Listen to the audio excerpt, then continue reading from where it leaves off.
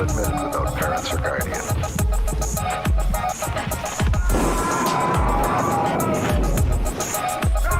Under 17 not admitted without parents or guardian.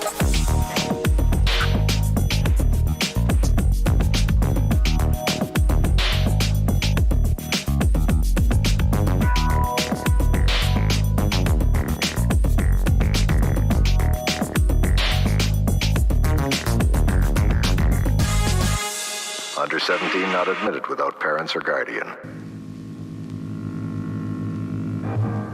Dear Mother, this is the first letter of this sort I have ever written. Ray was a con man who made one mistake. He fell in love and took Martha along for the ride. I can arrange a meeting with a very nice woman in New Orleans. There's no harm in writing to somebody who's so gentle and refined, and whose sister is a nurse. Ray and Martha could have been the honeymoon lovers, but Martha's insane jealousy turned them into the honeymoon killers. You hear from my lawyer! Get the hell out of here! Get rid of her! Choke her! I don't care what you do with her! Please, Jealousy led Martha and Ray down one of the darkest paths in the annals of American crime. You're the hottest bitch I've ever seen. And I don't have to take that from you. Oh, my God. She's dead. If you've never heard of Martha and Ray, see The Honeymoon Killers, then try to forget them. She's in love with you. I can tell. So what? Jealousy turned each perfect setup into a nightmare. You promised! Do you realize that with your stupid jealousy, you could have gotten me into trouble? I'd rather see you in jail than making love to another woman. If you've never heard of Martha and Ray, see The Honeymoon Killers, then try to forget them. I don't want the checks back. No, I don't want them back. I'm not going to call Sarah. All right. I just want to go for a walk by myself and think things over. If you've never heard of Martha and Ray, see The Honeymoon Killers, then just try to forget them. A true story, ladies and gentlemen. An absolute. The Drive-In Asylum double feature brings you nothing but the truth. You're going to hear it tonight. Twice. The first movie is about true crime. The second movie is about what it's really like to live in this part of Pennsylvania. It sure is. As someone that grew up right next to Evans City, I can tell you there's some incredibly true moments in Night of the Living Dead. Yes. You're like, it's a zombie movie. No, there's a lot of truth to it. So They're subtle. They're really subtle. And like Yeah. you kind of have to be from around here to get some of them. But, you know, I think in general, it's right there on the surface. yeah, exactly. It's the truth, ladies and gentlemen. We don't shy away from it here. Mm-mm. We fully embrace it. We sure hope do. you do too. Thanks for joining us.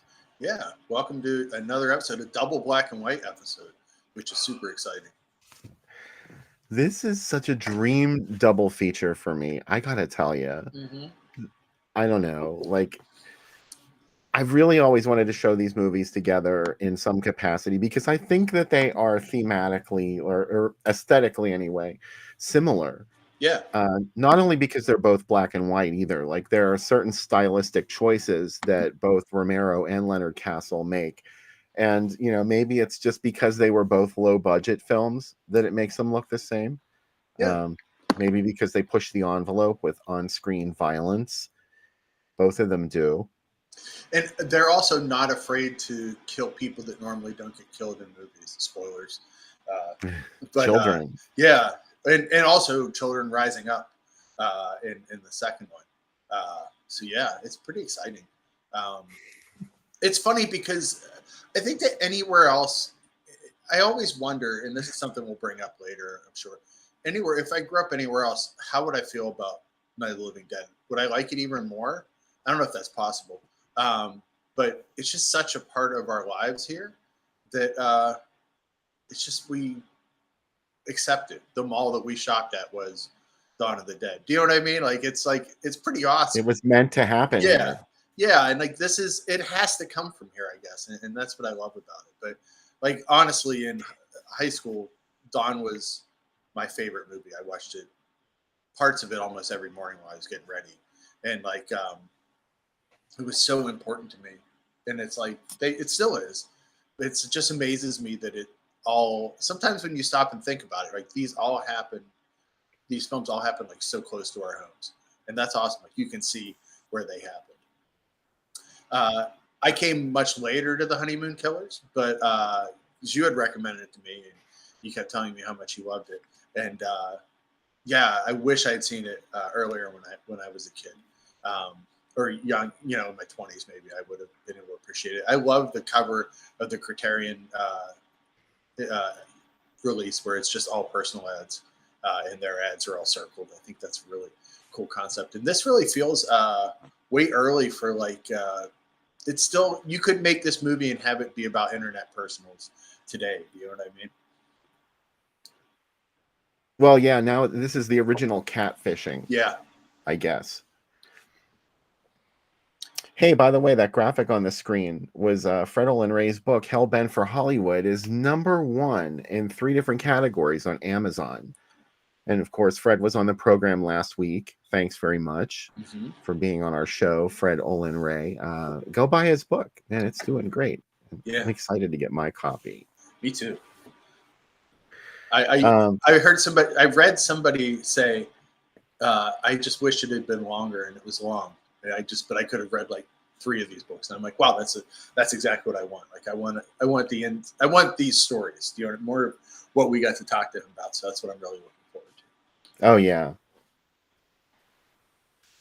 So back to the Honeymoon Killers. This was something that I saw this in my mid-20s. You know, I was dating this guy named Michael who was into some really cool stuff, and he wasn't, you know, just like the kind. He wasn't only about the multiplex, shall we say. He showed me a lot of films, cool, arty type films he was into, and one of them was The Hunger.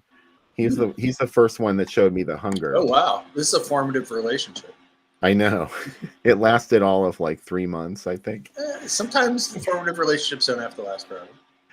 I was in my 20s, you know. Yeah. But this was another one. And the first thing that you're going to notice, for those of you, by the way, let us know in the chat if you have seen The Honeymoon Killers yet. I'm assuming that some of you have not, because I know that last weekend some people said that. So we're not going to get into anything too spoilerish. But anyway, like the first thing that you're probably going to notice about this is that it resembles a John Waters film. At least it does to me.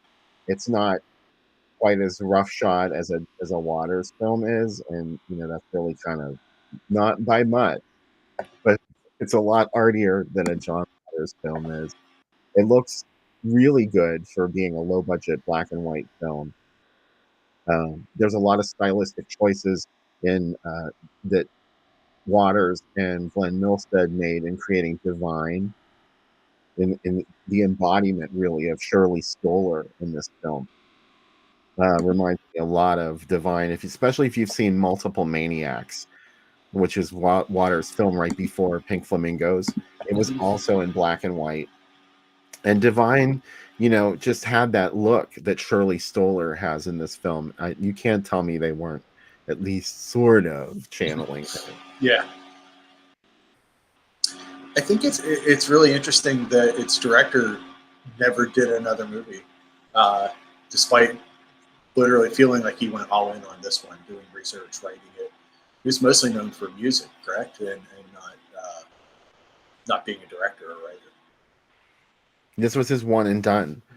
He joins other directors like Charles Laughton. Yeah. Only directed one film, and it was brilliant. And Night of the Hunter. Sorry. Yeah, it's one of my favorite movies. So yeah, I love it. But also, who else is a one and done? Doug McKeon, who directed The Deadly Spawn. Fantastic film. The only film he ever directed. Yeah. I'm always sad when someone someone did only 1 or 2 movies, and for whatever reason, you know, that was it. You know what I mean? And somebody I was thinking of this week as I wrote about is Michael Reeves, who, you know, after he did 3 movies, but Witchfinder General is like his big movie, the one where he finally feels like he did everything right. Your voice is like fading out, and I hear a chainsaw sound. Really? Yes. I am on the or like a vacuum cleaner. How's that? Is that better? Yeah, I think that is better. Can you turn it up a little bit? Is there a volume? The volume is up as far as okay. All I right. can take it closer. How about that? That's good. Yeah, okay. That's getting better. Yeah. Okay. But yeah, I saw Thomas Klaskinski only directed Pagiani, the one movie that Vinegar Syndrome just put out. So yeah, I'm always intrigued by people that only were one and dones. A lot of people think like Kirk Harvey, who did Carnival of Souls, was a one and done, and he's like, no, he made like 500 movies, but all his other movies were, you know, industrials, which is something. Does that count though? I mean, like, I guess it sort of counts. There's like Shake Hands with Danger and some of the other ones he did, and yeah, you know, they kind of, sort of, you know, I guess they do. They eventually got seen. They got seen by a ton of people, but not in the same way. You know, they aren't. That's his only narrative movie. And I think that's a shame. Or sometimes it's like, did they get lightning in a bottle the one time that they did it. Do you know what I mean? And That's true. I mean, like all of these directors that we mentioned had that lightning in a bottle first film. yeah, So it's really kind of unfair to say like, oh, well, because maybe it's just something that, they were done after they didn't want to make any more movies. yeah. Or it's like is it sometimes like if they made one great movie, is that it? Is that enough? Do you know what I mean? Like, would we look down on them if they made when they came back and made their second one? I don't know. I think these are the things I think about when I'm cutting grass. Maybe, you know. How Chris Fasonic mentioned Larry Hagman. Yes. Yes. Even though he directed a couple episodes of I Dream of Jeannie, Beware the Blob was, I think, his sole theatrical directorial effort. And Yeah, what a and film. he also brought up Richard Blackburn, who did obviously Yeah. Lenora. He did one episode of Tales from the Dark Side too, and that's it. Mostly, acting. He wrote a few things. He's in Eating Raoul, and he's in Stunt Rock, which is pretty awesome. And the voice of Dr. Zaius on the Planet of the Apes cartoon. That's some wild roles. Like what a career to go through. After Lemora, playing the Reverend too in it. Yeah, Stephen King directed one movie and he took out a cinematographer's eye. So there's that. It's intriguing though when someone gets the opportunity to do it and then you wonder like why not again. Also, I don't know if you're going to get into it. I don't want to steal your thunder, Bill. That there's a long rumored sequel to this movie too that never got to the Honeymoon Killers that never got made. There was even an ad in Variety at one point for it. I know nothing about it. Yeah, there was an ad in Variety in the late 70s for a sequel where the two main characters would have one conjugal visit before they were sent to the electric chair. She would have twins, a boy and a girl, who would be separated by the system and grow up separate, and then of course meet each other and fall in love and go on a murder spree once they realized that they were brother and sister. This movie was obviously never made, but it's a big idea, Wow. right? I'd watch that. That's a concept film. Yeah. Maybe John Waters could have directed that and we would have come full circle, right?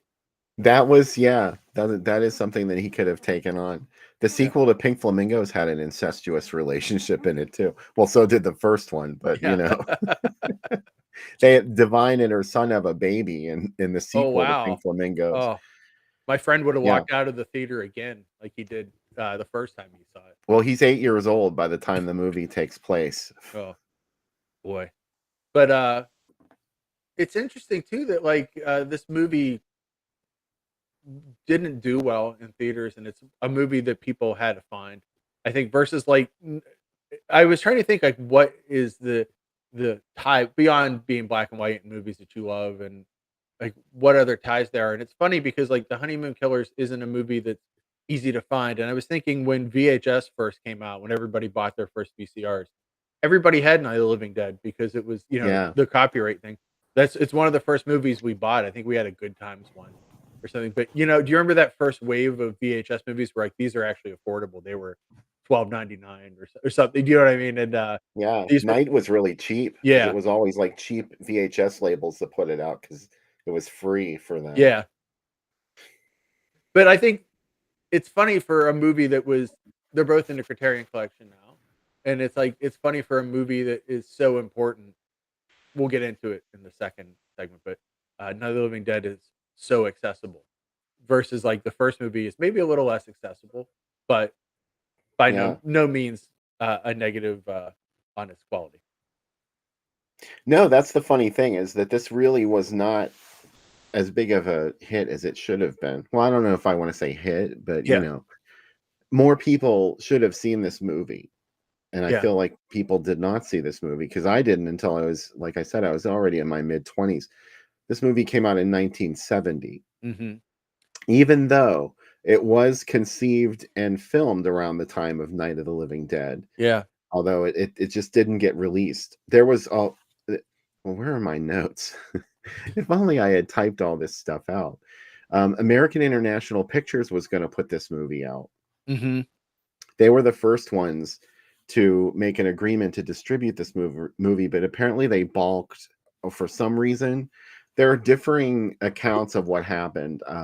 There is one article that was current at the time, or contemporary rather, at the time of the film, and they said that American Internationals had put it out, that it had a lackluster first run.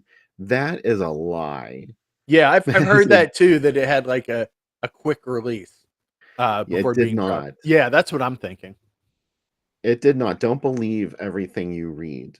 And supposedly they went as far as making the art for the ads, publicity stills, and promotional posters. Hmm.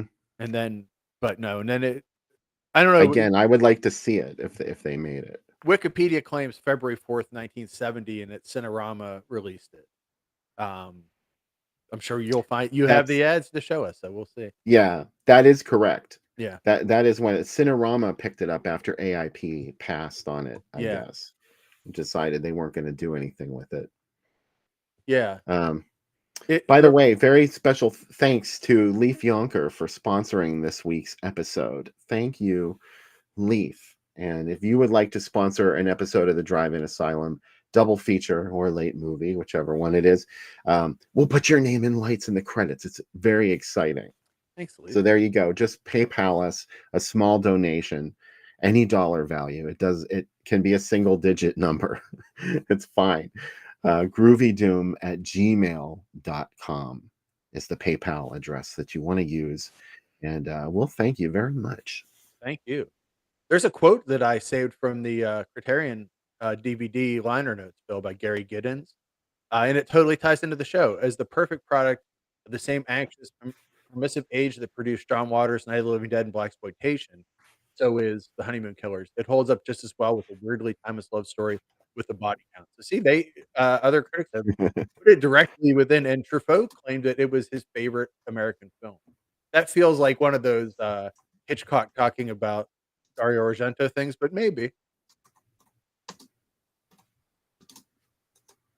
Sorry, I was typing a comment and you suddenly stopped talking. No, all good. Yeah, it's funny. There's supposedly the other one, Bill, is that AIP distributed this in Canada. I also don't think that's true either. Oh, I never considered that. I don't think it is, because there's no notation in any of the ads that says American International Pictures. They dropped it, although it did play in the UK. Yeah. We'll see. Yeah, it's funny though, because it's not like they would have dropped it and like it was there. It's like, oh, we're too classy for this. It doesn't feel like an AIP move. Like AIP put out many other non-classy films. They weren't yet at that level. Well, yeah, I don't really understand what their problem was with this. What their supposed problem was with this anyway. There weren't enough pretty girls in it for them. They're like, we need like beach girls, and that is the truth. There's nothing. That's one thing that's very striking about this movie, and another thing that joins it with Night of the Living Dead. It's got like these disturbing documentary vibes to it. Yeah, as if what you're seeing something that's really happening, as opposed to whatever. But, yeah, and also people react in both movies non-heroically or in the ways that you would expect in real life. Like people, like there are some heroes in Night of the Living Dead, but sometimes they make a lot of mistakes too. So like, and in this too, it's like it's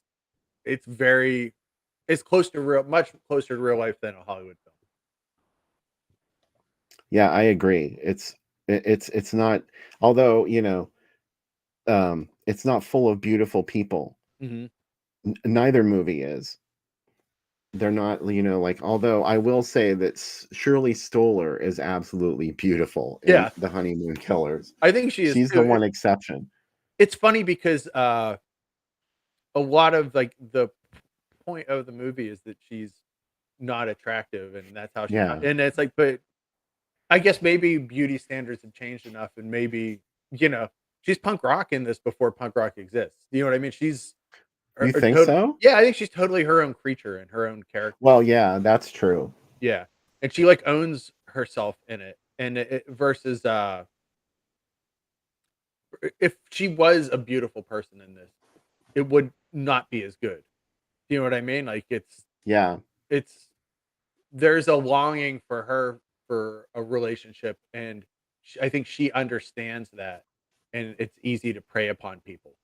Do you know what I mean? Because like isn't that what we all want? Don't we all want someone that cares about us? And it's like within letters, this happens on the internet now too. It's the beauty of catfishing. Not beauty, maybe, but like, like Beauty.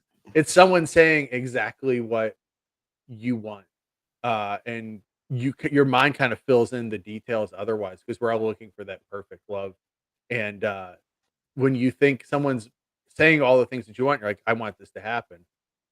They're geniuses at doing that because more than money, even I think that's the main thing that people want in this world. Because money is a means to end to get that love. And they're sorry, I'm getting Yeah. very deep on the honeymoon killers here early, but Oh, I'm gonna go deep on this movie too. okay, good. It's that kind of film. Yeah.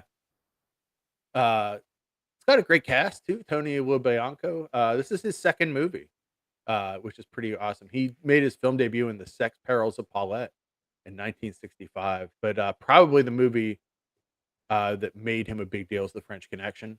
Obviously, Salvatore Boca in that, and then he was on the TV show Police Story. He's also in a ton of Italian movies like Mean Frank and Crazy Tony, which I dig.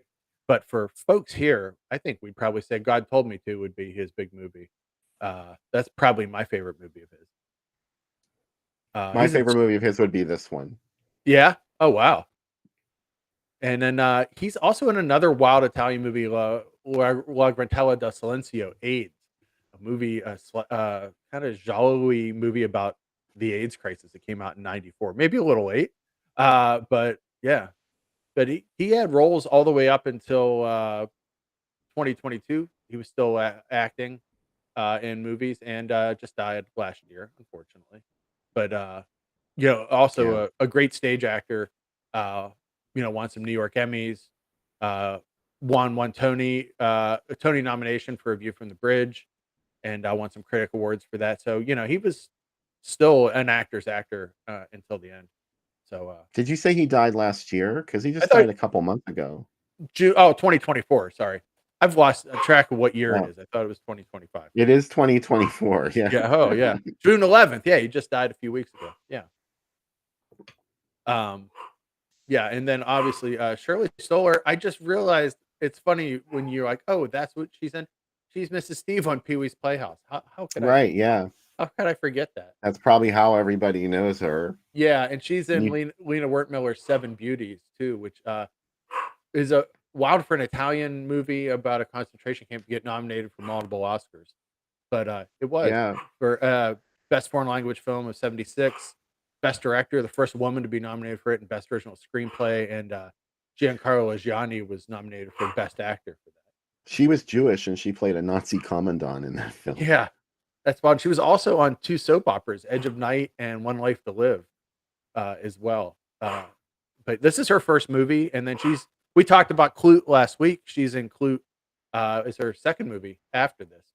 And yeah, she's in The Deer Hunter, also filmed around here, and Splits, which is a teen comedy, and then a lot of TV. She's on an episode of The Powers of Matthew Starr, Bringing Back Alive. A lot of folks, my wife would definitely recognize her from Desperately Seeking Susan, and she's also in 3 O'Clock High. Oh, I forgot she was in that. Yeah, she's the jail matron in that. She's in 3 O'Clock High, which is, I think, a somewhat forgotten film, and I really dig that.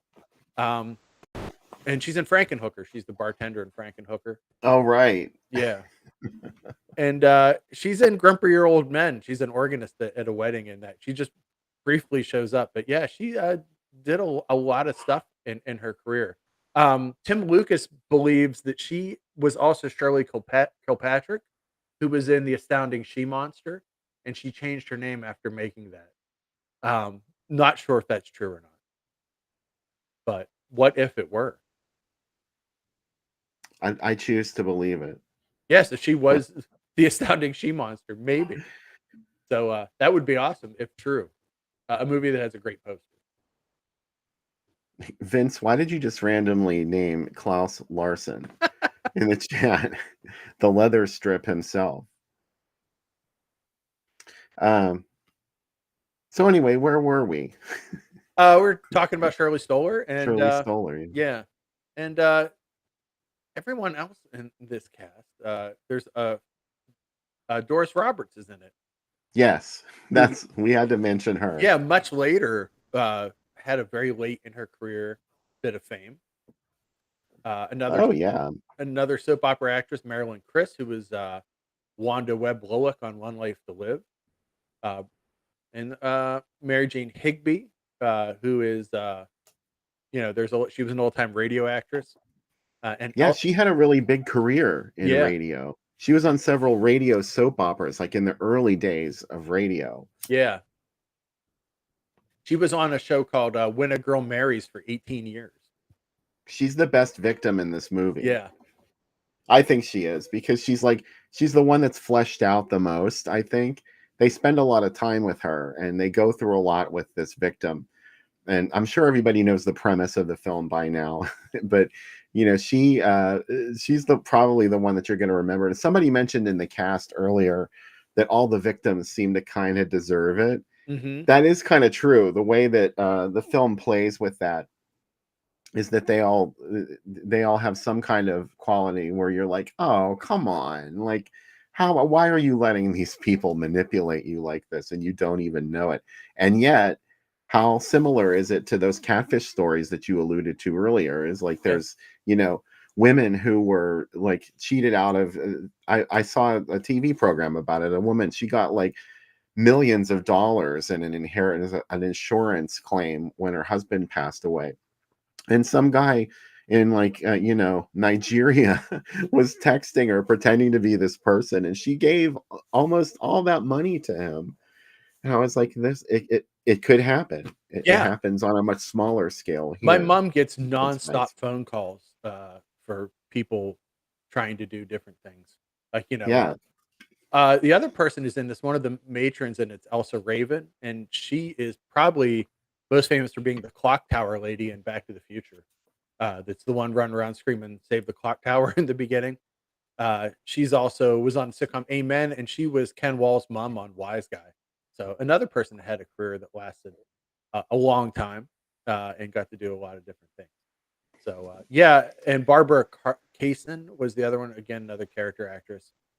She was in Exorcist 2, the Heretic as well, another movie we showed, and the movie. Oh wow! Yeah, and she's also in House of Dark Shadows as Mrs. Johnson when Clarence Blackburn couldn't do the role. She's the only victim that doesn't get killed. She lives. She's Mrs. Failer in Exorcist 2. So that's her role. She was also on she was Gary Shandling's mom on It's Gary Shandling Show, which is kind of funny. And she was on Carter Country, if you remember that show in the 70s. Oh, I sure do. Yeah, she was on that show as well. And you know what? You made a reference earlier about Doris Roberts that I want to go back and examine. Yeah. You said that she had some success late in her career. Yeah, she had success throughout. But I think most people, younger people would remember her from her late career. Which is? Everybody Loves Raymond. Of course. Yeah. Because she was on a pretty big show before that in the 80s. You remember? Steel. Yeah. Yes, she was on Remington Steele. Yeah. She's in a ton of movies too. Like, it's funny how many movies she shows up in. But I meant that, like, I should have couched it that way. She was also on. She was on a ton of stuff. She was on Ben Casey. She was on. I'm just messing with. Oh, you. I know you are. Yeah, she's in The Taking of Pelham Florida. 1, 2, 3. She's in Ruby and Oswald. She's in one of the Rabbit Test, which was directed by Joan Rivers. Joan Rivers, yeah, Billy Crystal's first movie. She's the Rose's mom in The Rose. How could I forget that? Mike Justice put up an amazing video this week of all the freakouts from The Rose. Just it's like a supercut of Bette Midler screaming at people, and I watched it. I must have watched it 10 times. That's another movie that aged well. When I was a kid, I didn't give a shit about it when it was new. And then I watched it years later. I'm like, this movie's fucking amazing. I knew her from National Lampoon's Christmas Vacation because she's so mean to Chevy Chase in it. She's one of the in-laws. And that's a constant holiday movie that plays in our house. She's also in Grandma's Boy, another movie that I watch way too much. But yeah, it's cool that she's in a ton of stuff. She's in Barefoot in the Park too. No Way to Treat a Lady is another movie I should mention. That's one of Becca's favorite movies. She's in that as well. But she just, she's one of those people that shows up and like, oh, Doris Roberts, especially in TV and stuff. But yeah, that's she's also her role in the Her role in the Honeymoon Killers is unfortunately very short. Yeah.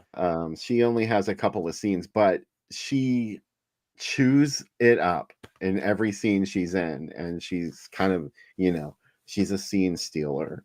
Yeah. That Doris Roberts. Also, she was originally going to play Vivian on Maude, and it just didn't work out, and Rue McClanahan took the role. Oh. Yeah. Interesting, huh? The only actor in this movie that I really don't know much about is Dora Duckworth, who plays Martha's mother in this movie. Huh. My last Doris Roberts thing, because she's always ends up playing somebody's mom on the show. She was Alice's mom on Alice. Oh, wow. I totally forgot that. Yeah. So it's like, wow, like how many like famous moms did she play in things? Like, is that a thing that you can get? Wait a minute. Wasn't Martha Ray Alice's mom? I don't. It says on Wikipedia that. Or was that somebody else in relation to Alice? There was like that one where Mel made a reference to Alice as if she was an old lady. And she, at the end of the episode, like she and Martha Ray end up wearing these like body stockings, like with their legs bared to the crotch and dancing around singing, "Do You Think I'm Sexy?" Wow. I swear that is a real episode of the TV show Alice. Oh, I do know one movie that Dora Duckworth is in, Bill. She's in a Camden movie, Grace Quigley, which is a movie about old people that want to die, and she is one of the applicants to be killed by Grace Quigley, and she's also in a Lost movie, Nothing Lasts Forever, which is Tom Schiller, who did all the mini movies on the first couple seasons of Saturday Night Live. It's about a trip to space. It's never come out. It's played on Turner Classic Movies twice, but it's never even come out on VHS or DVD. It's awesome. It's one of my favorite weird. Thank you, Mike Justice. He cleared up that misconception I had about Alice. Okay. She was also in The Man with One Red Shoe and Murphy's Romance. She had a pretty fair amount of roles too on TV, and but nothing that would be a big role where you'd be like, oh man, that's what I kind of know her for, Dorothea Duckworth. But she's from Camp Hill, PA, is where she died, so which is not that far. So there's some trivia about someone from. It's a lot. You just pulled that out of thin air. Wow. Also, Dorothea Duckworth's husband is in this, Guy Sorrell, who's Mr. Drenoff. That's her real life husband, and they did a lot of projects together. Is that Shirley Stoller's boss at the hospital? Yeah. She makes a really nasty comment to him. I won't ruin it, but yeah, but he is that's her husband. And he did mostly TV work, smaller roles, things like that. They wrote a book together about her career time in radio, and she actually worked in radio all the way until the 70s, which is not everybody did, because she was on the CBS Suspense Theater that ran on CBS stations probably until 78 or 79, which is kind of cool. And you can find those online. I've listened to quite a few of them. Yeah. Hey, by the way, hit like on the video if you have not done so already, and we'll thank you for it. And if you really like us, share. If you're watching on YouTube, make sure you hit subscribe and hit the notify button, so every time we're on, you'll never forget us. Yeah. This was banned in Australia, Bill. Did you know that? Yeah. 1971. Australia, penal colony. How did it play the UK and it was banned in Australia? You know what? That's really crazy. I'm thinking the same thing. It seems. There you go. Life. There's also I don't know if you're going to bring this up or not, so I don't want to steal from you. There's a remake, Lonely Hearts, that came out 2006 with a much sexier cast. Jared Leto and Salma Hayek. It feels like maybe a little higher of a cast, right? But they'd made everybody sexy in that one. Yeah, exactly. They weren't just fucking around with any of this truth shit. Yeah. This movie is actually pretty accurate. I should also mention that too.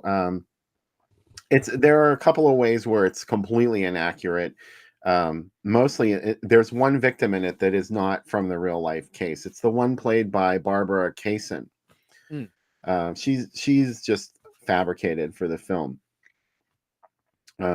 Because sadly, usually once these two got a hold of you, you ended up dead. She ends up living. There were a few that got away. There's one that gets away. She's the first one that they do it to together in the movie. She was a school teacher, and somehow she escaped with her life. But otherwise, everybody's real name is used in this movie, which is kind of unusual for a film of this type. I see some Martha Ray stuff going on in the chat, and Mark Harris is the name of her husband, who she married, in case you wonder. And yes, he was on Howard Stern. Yes, he also sang. He became a singer using her money to become a singer after she died. And it's one of my favorite Stern Show regulars when he was on. And I sing a lot of his songs to Becca, and they're horrible, but they're pretty well. There's one called "I'm a Gay Papa" that is my favorite song that he ever did. It's about how all the neighbors are jealous that his kids have a gay dad and they don't. It's an awesome song. It's like a show tune song. It's pretty great. Anyways, sorry for the interruption. Oh, this poster is amazing, Bill. I love the artwork for this. Yeah, in case you can't read it, the tagline says, Ray and Martha are in love. They're on a honeymoon. The bride is in the trunk. That's a great tagline. I love it. It's a little dark, so you can't see that there's an arm hanging out of the trunk, but trust us, it's there. This played a lot of theaters, too. Yeah, it sure did. Cinerama got it in a lot of theaters. It hung around, too, like as a B feature for a couple of years anyway. So this is a good example of how the makers of the film, ironically, the people who made the film were concerned that anyone who marketed it would use an exploitative ad campaign to get people into the theaters, which sort of belies the nature of the film. It can be read both ways. In honesty, it really does play like an exploitation film just because of the low budget, I think. And it's histrionic in a couple of places, which was why I made that comparison to John Waters. The budget is so low that a lot of the principals did their own makeup. So that should tell you how low the budget is. But this was shocking in its day to see a woman who was not, skinny and perfect in her lingerie. That's what I love about these ads. Like it's very in your face. And it feels like something that maybe some people would have laughed at, but I think I saw some folks in the chat already say, that it's great. Laura said that it's great that it shows off her curves. Like, this wouldn't be out of place today, but when this came out, it's really only recently that you started to see curvy women portrayed in advertising and in movies. I think it goes back to John Waters. In this way, anyway. That's my favorite thing about John Waters is that Divine is presented as like the sex goddess in all of this movie, and it's like, of course, like if you fake it till you make it, like it totally works. Like I love it. But the tagline mentions her as Fat Martha, which is what they referred to her in the papers. Because once again, this is a true story, but it took place in the 40s. So this was very sensational to write about in the newspapers back then. And they made a lot out of her weight, let's just say. And that's not really fair. Because like what we said earlier, Shirley Stoller is very sexy. Yeah. And she acts sexy in this movie. She feels sexy, which is important. Because she's not ashamed of who she is, even though she is alone and she's lonely, obviously, which makes it easy for Raymond to exploit her and to manipulate her. But she isn't innocent in her own self either. I'm only talking about the aesthetic of Shirley Stoller being in her lingerie, because these characters really are reprehensible. And that's something that Shirley Stoller kind of transcends in this film. Leonard Castle wrote the script, and he brought out the humanity in Martha. He made Martha the focus of the story because she is very compelling. She came from an abusive background. Her maiden name was Martha Seabrook, and she came from an abusive home where she claimed that her brother raped her, and she was very young when this took place. supposedly, like, she matured sexually very early, and she was she was interested in sex at a very early age, and this is another thing that Raymond used to manipulate her when he met her. Supposedly, she was childhood friends with Truman Capote, Oh wow. and ran away from home with him. And she was in her teens and he was 10. And they were Wow. caught and returned after one day. I don't know if that's true because I couldn't find any other verification for that other than Wikipedia. So take that with a grain of salt. But Martha, the real Martha Beck, got pregnant twice to two different men that she wasn't married to. The second one she did marry, and that's why she got the last name Beck. But he divorced her 6 months later, and she moved in with her mother with her two children. Mm.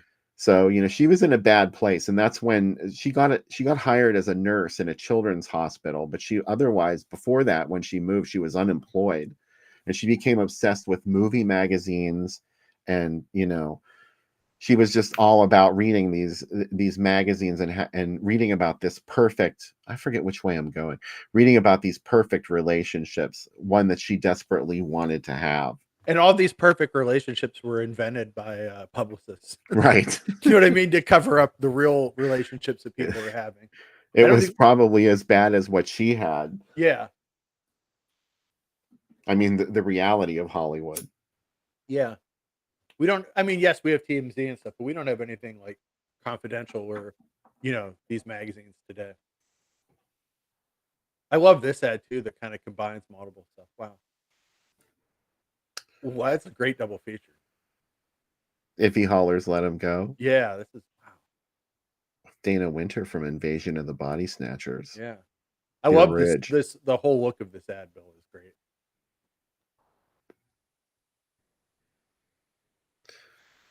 For true crime buffs, Judith Christ. Wow.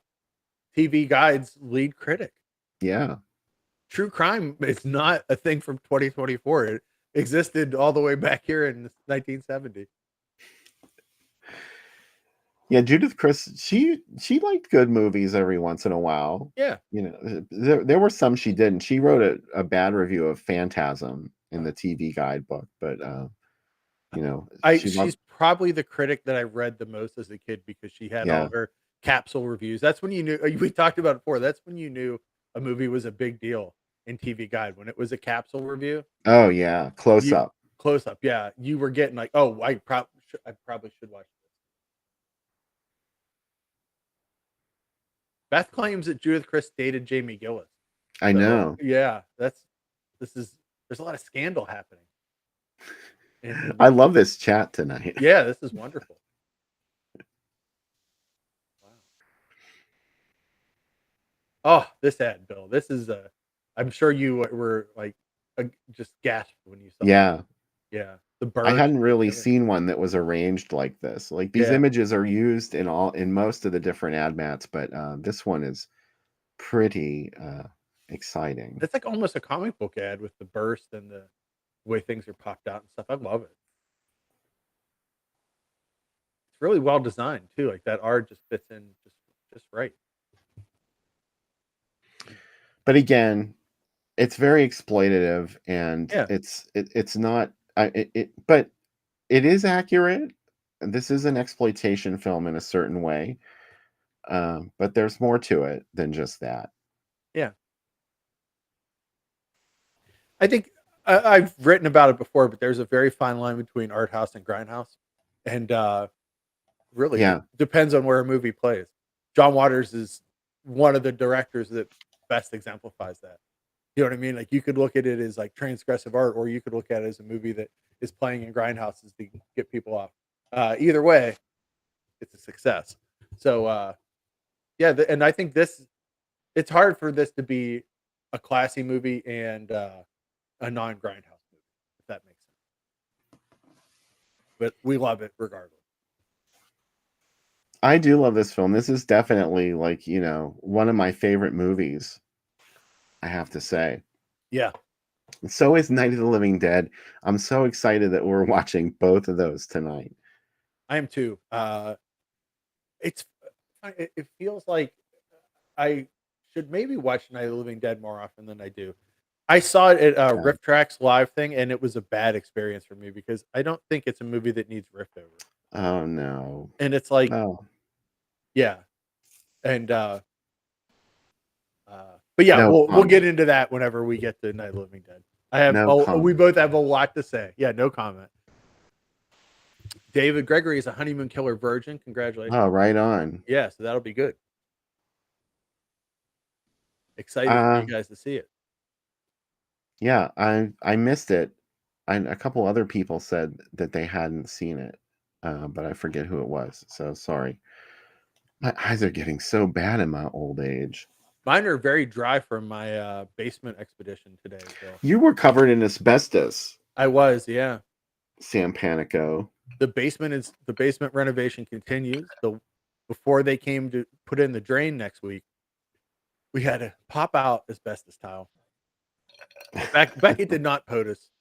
She looked very fetching in her hazmat suit as well. Yeah, it was very hot. You had to obviously turn off the air conditioner so the dust doesn't get up there, and you have to continually keep throwing water on it. We learned a lot today as we did asbestos tile, but it's all gone, and the movies are all packed up. Yeah, so there you go. Someday soon, I will be doing movies from the basement, so that'll be exciting. Looking forward to it, and I know you are too. I am, yeah. So let's get to that drink, shall we? Let us. I'm parched. Hey, this drink's called the Honeymoon Killer. Pretty simple. It's got some light rum of your choice. I'm going to move for Malibu, so I'm going to use Malibu. We got Pessoa, and that's for passion on the honeymoon. We got cream of coconut. I won't tell you what that's for. And we got orange juice. And we got to put it all together. We're going to make a honeymoon killer. Get your shaker out. Booze. Juice. Juicy juice. And finally, I'd say an ounce, but half an ounce. Let your heart be your guide. Maybe wipe that up before we just close it. Okay. Be sticky for next time. Always moist and sticky in some way.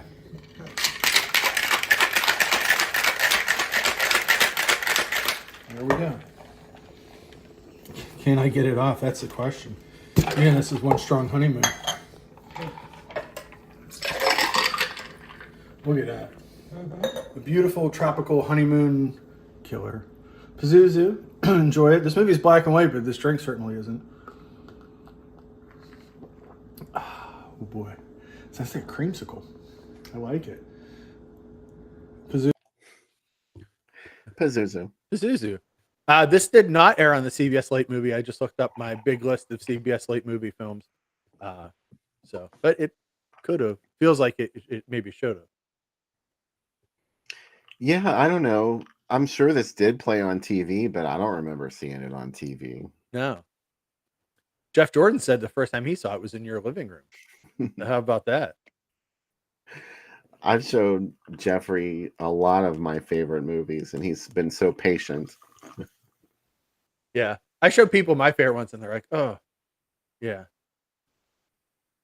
Vince is... I feel like that's how he feels on the inside most of the time. Yeah. Yeah. I'm Vince mentioned I'm wearing a wonderful shirt of the Entity tonight. Ooh. Yeah. I love that movie. Another thing about this movie is the people in it are so horny. Yeah. Everybody in this movie is horny, which could be another reason why AIP balked in putting it out. Well, also it's people that society looks down on for being horny. Yeah. Heavy people and old people. Yeah. Right. Yeah, heavy people and elderly aren't supposed to be horny. And as a fat person and as a slowly getting old person, I feel good about this movie.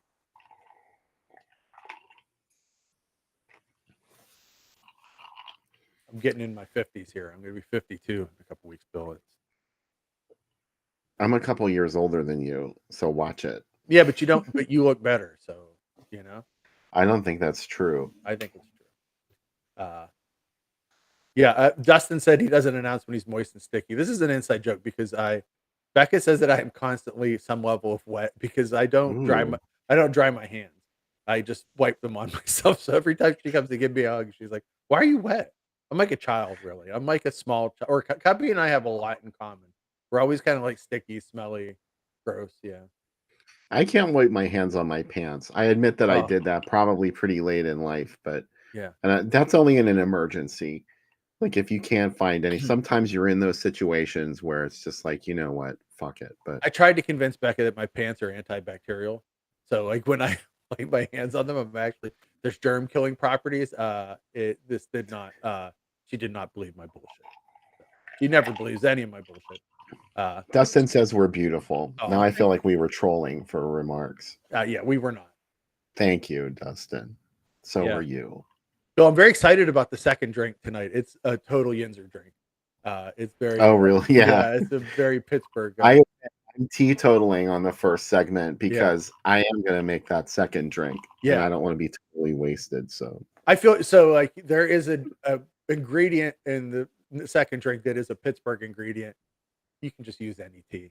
But if you live in Pittsburgh, it's like one of those like, oh well, yeah, like why would you buy any other tea other than Turner's? Becca said to me, she's like, this tastes gross. I don't. And I said, it's because you're not from here. Like you don't understand. It's like, she has Fago. That's in Verner's. Those are your Detroit drinks. ew, yeah. Yeah. And I they, feel the same way about Fago. yeah. Oh, you're not a juggalo. See, if you were a juggalo, No, you'd I'm love not. I watched a great Juggalo movie this week, Bill, at Chattanooga Film Festival. No Exit, or Off Ramp. That's what it's called. It's about two juggalos traveling the U.S. and getting caught in this crazy crime and a gang of people that are trying to raise the dead. It's really good, and it has one of the grossest things I've ever seen in a movie before that shocked me. And I thought that was Wow. yeah, but it was really good, and it won the audience award for best film that played at Chattanooga, and it was really good. The other thing, I think I mentioned it last week, they had Jeff Burr's R-rated cut that never played of Chainsaw 3, which is pretty awesome. That only played live, but there were a lot of good throughout the week. They did Red Eye movies, which are their midnight shows, and they played Pin as one of the mystery movies, Bill, and I was super happy because you know how much I love Pin. Pin was good. Yeah. And Pin is another movie. Obviously, it feels like the rights probably are screwed up somewhere. Because that Those feels damn like a rights. Vinegar Syndrome movie. Like, I'm shocked that they haven't released it. Do you know what I mean? But anyway, I had a blast. I'm still reviewing movies. I still have like 50 shorts left to write about. But there was some really, really, really good stuff this year.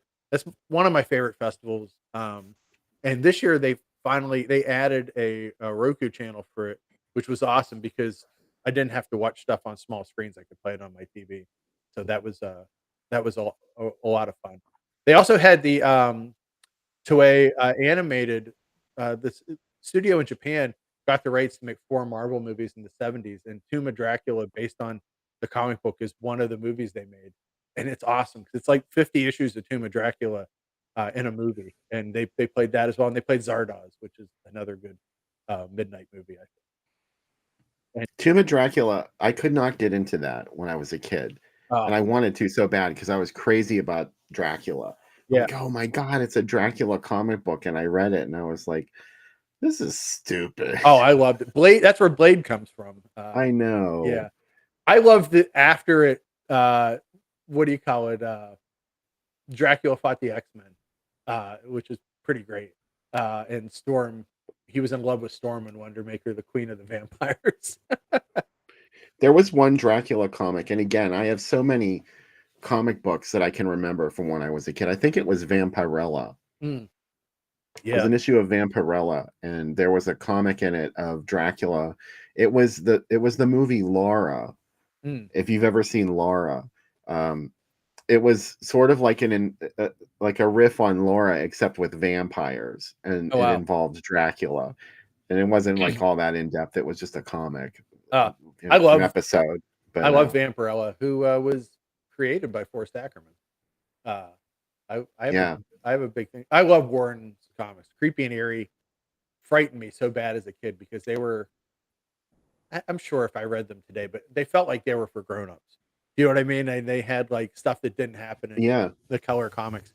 Plus, I had all those ads too, like the super awesome ads. So, yeah, I had a Tomb of Dracula collection of all the issues for the longest time, and I read it so many times over and over again, uh, and I really enjoyed it. Yeah, Bill, did you see the Nosferatu trailer? I did. I went to see A Quiet Place Day 1 last night. How was that? It was really good. Yeah, it looks Yeah, pretty cool. The attack scene looked really cool. for a third movie, Yeah, this was really, Quiet Place 3. It's really good for a third movie, but it could have been the first one. That's how good it is. wow. And the characters were really engaging, and you know how hard that is in a Yeah, movie like that, where you have to be quiet. yeah. It's creative the way they get the drama across in those movies. I have Uh, a new movie to review, Bill, that you're going to be interested in. The Vordelok, the same story from the Bava made, and also it's a remake of it. And I just got one mhm. to review, and I haven't had a chance to watch it. Oh wow, I Yeah, wanted to see that. yeah. So I'm super excited I about it. saw a trailer. Yeah, so it looks really good. That also played at Chattanooga, but not streaming. But yeah, there was one really good movie called Sweet Relief that I'm hoping gets a bigger release, Bill, because it was really interesting. It had do you know the bug expert from Silence of the Lambs, the guy with the big eyes, like the bug? Yeah. He's in it. He's a teacher who has taught his students about this game called Sweet Relief, where you have to pick someone you hate in your life and post online why they should die, and people vote if they should die or not, and then you're supposed to kill them or you die yourself. And he's like, "Oh, it's all just a an ethics question." Except kids really start killing people, and all these different people in the town start killing people that they've hated for years because of this game. And it was really interesting. It's very talky, but and almost like mumblecore, but it was really cool. So yeah, I do want to see A Quiet Place though. That seems kind of cool. And I just got a copy of In a Violent Nature, that new slasher, and I haven't watched it yet. So I'm excited to watch that too. I have a stack of movies to get through, Bill. David, I didn't realize that people were talking about the fact that the cat doesn't die Yeah, in I the was movie, worried about but that too. it doesn't. Yeah, The cat is a survivor, just like any alien movie. yeah. The cat should be a survivor. Laura said she's ready for Maxine. Are you excited for Maxine, Bill? Because Hmm. every I saw trailer a that trailer for that last oh, night too. it looks like Dress to Kill so much, and I'm like, wow. Like I read one review of it. They're like, this movie is just about sex and violence, and I didn't like it, and I was like, fuck is wrong with you? Because like everything that I've heard about it, I'm like, yeah, this is totally That's totally another 3 that will hopefully be good, yeah, because truth be told, like I was not crazy about either X or Pearl, yeah, but I felt like it was mostly good. There was some stuff I didn't like in each one, yeah, and this one though, yeah, like hopefully this will be the one that's gonna really blow me away. yeah. I think I really like Pearl, and it's funny. It's a rare sequel that made me like the first movie more, which is cool. Like, because then it gave me something to go back and rewatch it, and that rarely happens. You know? They weren't even gonna make it. Yeah, and it's awesome. And now we have a third one, so I'm excited about that. There's a new, yeah. I see James said there's a new Alien coming out too. I will say, Predator, the Predator movie Prey was a billion times better than it had any rights to be. So I'm trying to keep an open mind about things. If, but I know Yeah, how important Alien is to you. So it's like the bar is not super high. It's kind of like Halloween with Alien at this point. So if it's I just don't want another Alien yeah, movie. It's I know I'm gonna end up going to see it, so I'm part of the problem, I yeah. guess. Bill, Becca's excitement last night. There's new Halloween T-shirts at Walmart, and she got one. The noise that she made when she saw it was ridiculous. It was like, what? It was pretty exciting. Yeah, I don't think Pearl's act.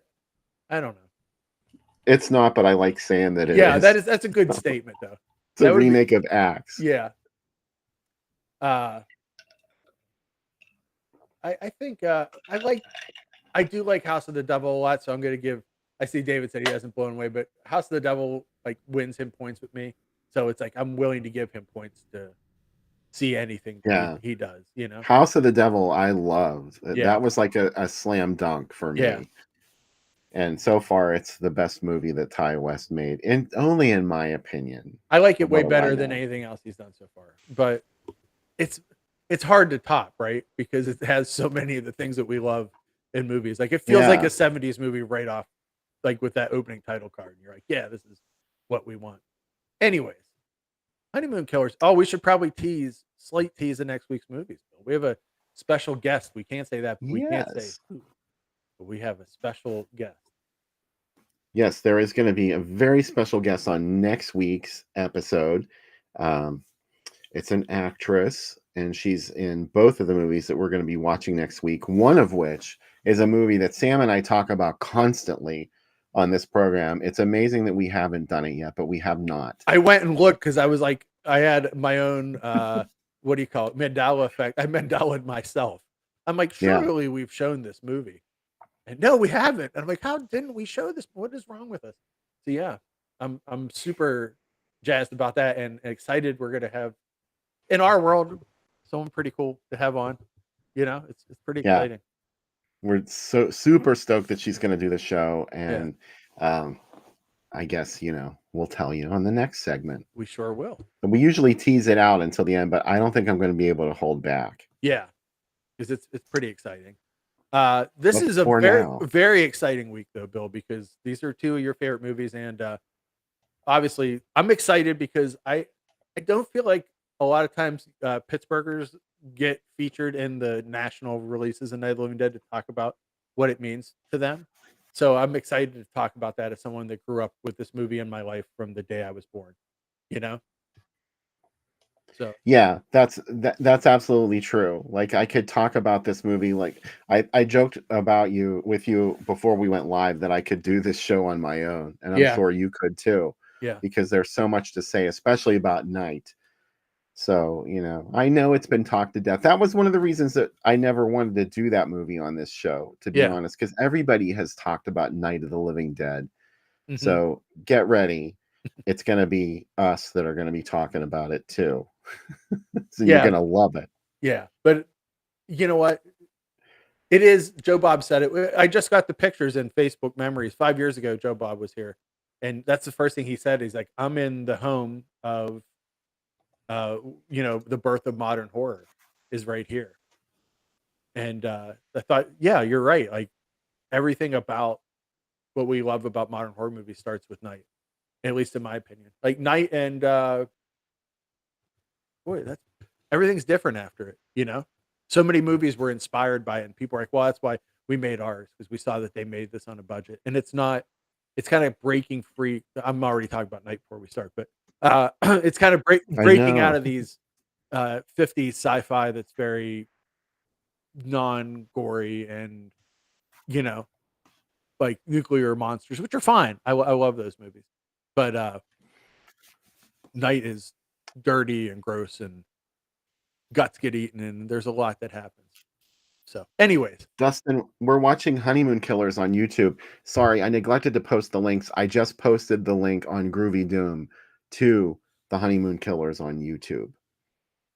I think it's on Tubi also, but watch it on YouTube. You're less likely probably to get commercials. yeah.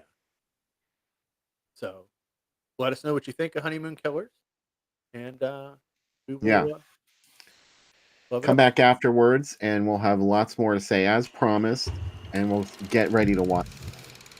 And now,